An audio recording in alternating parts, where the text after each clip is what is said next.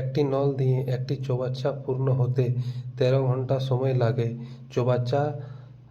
চৌবাচ্চার তলদেশ একটি ছিদ্র থাকায় চৌবাচ্চাটি পূর্ণ হতে 21 ঘন্টা লাগলে তাহলে এই ছিদ্র দিয়ে পূর্ণ চৌবাচ্চাটা কত সময়ে খালি হবে? এই কোশ্চেনটা খুবই গুরুত্বপূর্ণ কোশ্চেন। এটা করবার জন্য একটা ফর্মুলা আসে, ফর্মুলাটা আপনারা দেখবেন। এটা একটা খালি করবে একটা ভরবে তখনই এই ফর্মুলাটা রাখবে, এটা তোমরা মনে রাখবে। এই ফর্মুলাটা এরকম আছে, দেখবে সময় দেওয়া আছে, তো এখানে লিখবে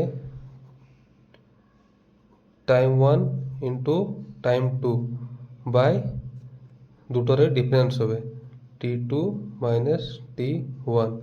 এই ফর্মুলাটাতে এখানে বসিয়ে দিবেন। তো টাইম 1 দেওয়া আছে একটা 13, একটা 21 দেওয়া আছে, তো এখানে 21 বসিয়ে পরে মাইনাস করলে 8 হবে। তারপরে এটাকে সলভ করলে 34.1/8 আসবে। এটা অ্যান্সার বি হয়ে যাবে।